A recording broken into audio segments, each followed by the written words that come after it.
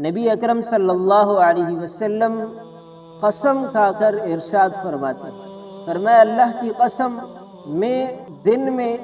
70 سے زیادہ مرتبہ استغفار کروں۔ اللہ کے نبی علیہ السلام قسم کھا کر یہ بات ارشاد فرما رہے کہ میں دن میں 70 سے زیادہ مرتبہ توبہ اور استغفار کروں۔ وہ نبی کے جس کے بارے میں قرآن کریم میں اللہ رب العزت فرماتے ہیں کہ لیغفر لک اللہ ما تقدم من ذنبک وما تأخر، کہ اے نبی ہم نے آپ کے اگلے اور پچھلے تمام گناہ معاف کر دیے، لیکن وہ نبی دن میں 70 سے زیادہ مرتبہ توبہ اور استغفار کرے۔ ایک صحابی رسول اللہ کے نبی علیہ السلام کے پاس آئے، آپ نماز پڑھ رہے ہیں اور نماز پڑھنے کی وجہ سے آپ کے پاؤں میں ورم پڑ گئے، تو صحابی رسول نے فرمایا آپ سے کہ آپ کے تو اللہ نے اگلے پچھلے تمام گناہ معاف کر دیے، تو اس کے باوجود اتنی مشقت اور تکلیف کیوں برداشت کر رہے ہیں؟ آپ نے ارشاد فرمایا افلا اکون عبدا شکورا، کیا میں اللہ کا شکر گزار بندہ نہ بنوں کہ اس نے مجھ پر اتنے انعامات کیے۔ تو آپ نماز یوں پڑھتے کہ آپ کے پاؤں میں ورم پڑ جاتا۔ تو میرے دوستو، ہم میں سے ہر شخص اپنے گریبان میں جان کر دیکھیں کہ وہ نبی کے جس کے اگلے پچھلے تمام گناہ معاف ہیں، جو انبیاء کے سردار ہیں، خاتم النبیین ہیں، امام الانبیاء ہیں، وہ دن میں 70 سے زیادہ مرتبہ استغفار، اور میں اور آپ دن رات ہمارا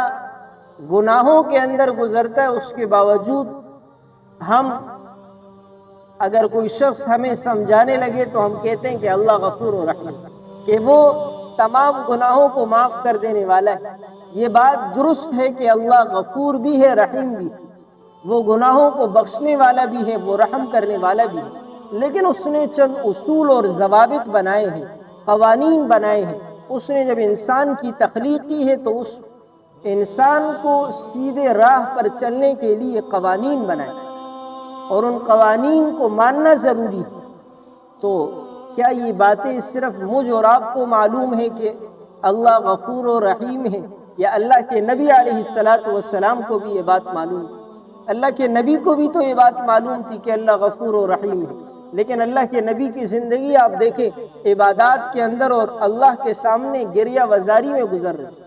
حضرت عمر فاروق رضی اللہ تعالیٰ عنہ کہ جن کے عدل و انصاف اور تقوی پر آج دنیا قسم کھا سکتی،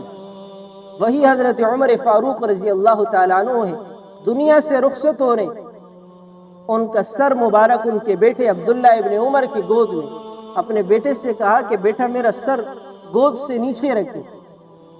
انہوں نے حضرت عمر رضی اللہ تعالیٰ عنہ کا سر نیچے زمین پر رکھا۔ حضرت عمر رضی اللہ تعالیٰ عنہ نے اپنے رخسار زمین پر ملے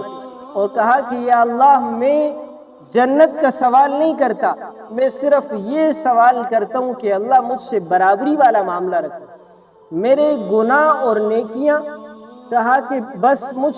سے برابری والا معاملہ رکھنا، میں مزید کسی چیز کا مطالبہ نہیں کرتا، بس یہ کہ مجھے جہنم کی آگ سے بچا دے، باقی نعمتوں کا کوئی مطالبہ نہیں۔ کوئی کہا کہ جبکہ وہ صحابی رسول کی جس کی زندگی اللہ کے نبی کی معیت میں گزری، اللہ کے نبی نے جسے دنیا کے اندر جنت کی بشارت دی، عشرہ مبشرہ میں ہیں جن کو اللہ کے نبی نے جنت کی بشارت دی ہے، لیکن وہ صحابی رسول دنیا سے رخصت ہو رہے تو کہہ رہے کہ میرے ساتھ برابری والا معاملہ ہو، مزید کا کوئی تقاضا نہیں۔ تو میرے دوستو، یہ شیطان کا ایک دھوکہ ہے کہ جو ہم یہ کہتے ہیں کہ ہم نماز نہیں پڑھتے، کہتے اللہ غفور و رحیم ہے، فرض زکوٰۃ ادا نہیں کرتے، کہتے اللہ غفور و رحیم ہے، کسی کا حق کھاتے ہیں، سود کھاتے ہیں، رشوت لیتے ہیں، کہتے اللہ غفور و رحیم ہے۔ یہ اللہ کی ذات کو چیلنج کرنا ہے کہ آپ گناہ کریں اور کہیں کہ اللہ غفور و رحیم ہے، تو اللہ کی رحمت بڑی وسیع ہے، لیکن اللہ کے ان ناموں کے ساتھ اللہ قہار بھی ہے، لوگوں پر قہر بھی برساتا ہے، بستیاں کی بستیاں تباہ و برباد کر کے رکھ دیتا ہے۔ تو ہمیں ہر وقت ڈرنا چاہیے اور اللہ کی عبادت کرنی چاہیے۔ اللہ رب العزت سے دعا ہے کہ ہم سب کو عمل کرنے کی توفیق عطا فرمائے۔ الحمدللہ۔